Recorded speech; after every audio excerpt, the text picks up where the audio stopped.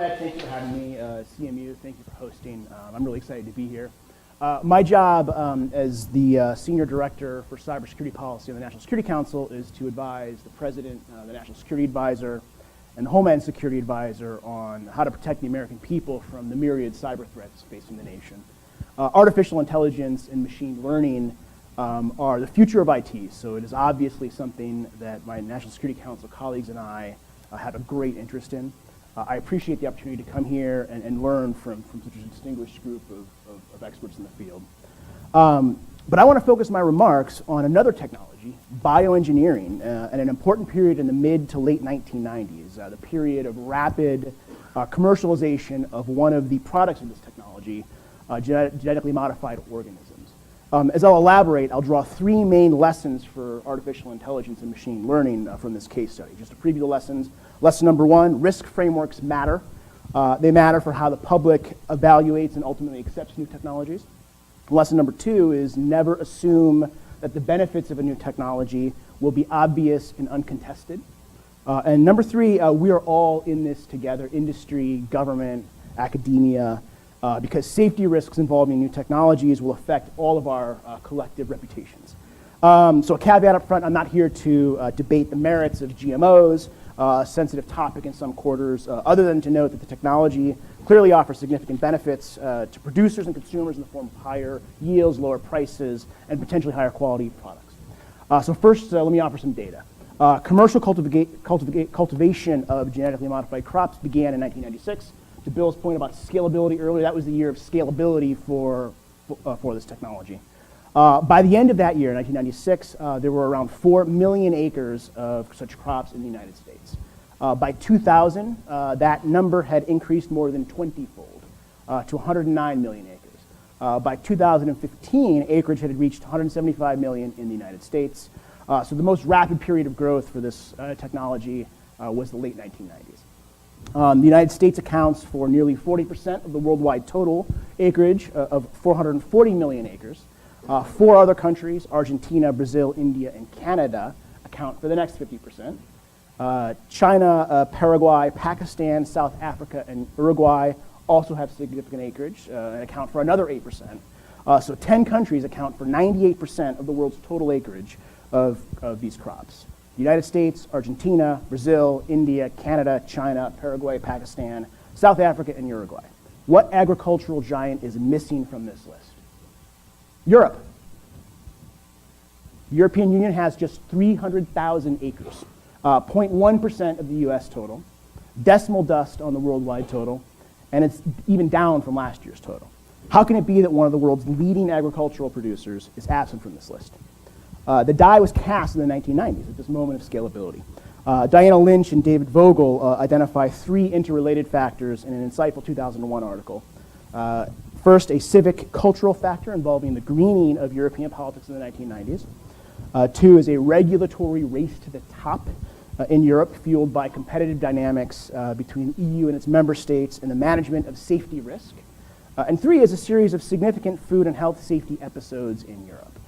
So going into the 1990s, Europe's civic culture was divided on environmental issues with countries such as Denmark, the Netherlands, and Germany having strong green political movements, while other countries, particularly the UK and France, did not.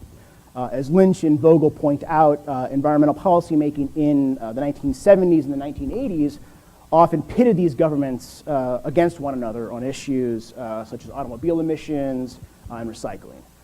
As the 90s wore on, though, this gap began to close, with green political movements taking root in the UK and France in that decade, and both countries adopting what's called the precautionary principle for safety regulation of food.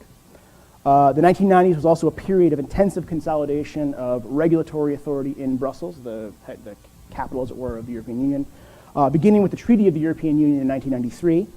That treaty enshrined this precautionary principle into EU environmental law. The precautionary principle is a regulatory principle for managing safety and health risks.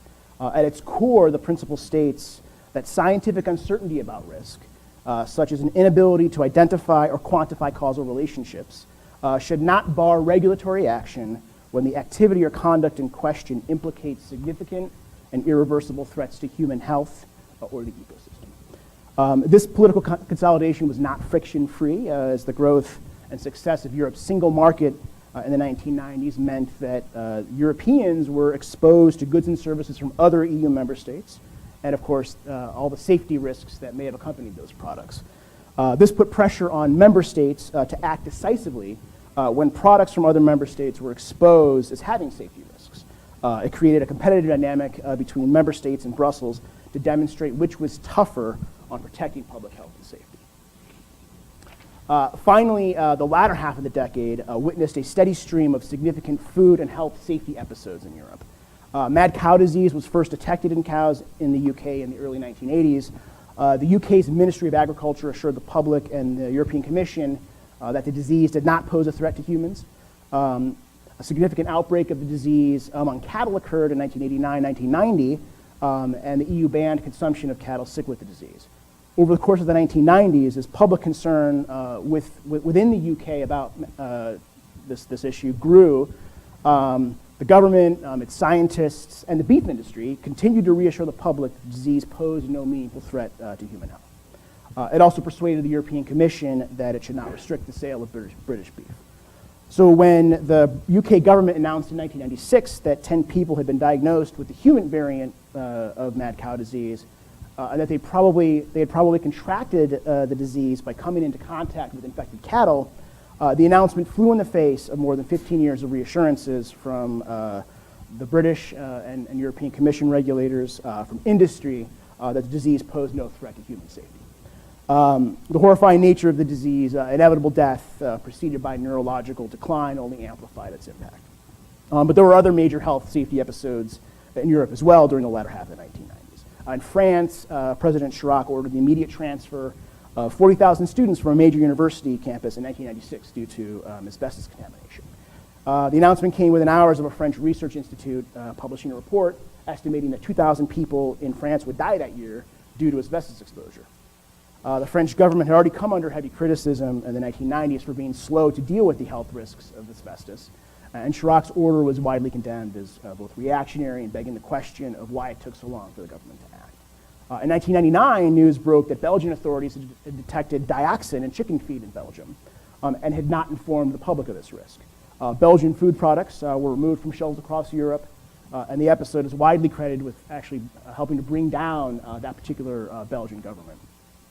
It's hard to overstate the impact of these episodes, especially mad cow disease, on attitudes towards food and public health safety in Europe. These episodes undermine the public's confidence in the ability of their governments, of industry, and of the scientific community to understand and manage safety risks. They occurred against the backdrop of growing civic unity on green issues across Europe, and at the precise moment when genetically modified crops were going mainstream. In other words, when they were achieving scalability. The result was an impossible political context for this technology. I think this is an incredibly rich case study for AI and machine learning, but for now I'll focus on just a few lessons. First, risk frameworks matter.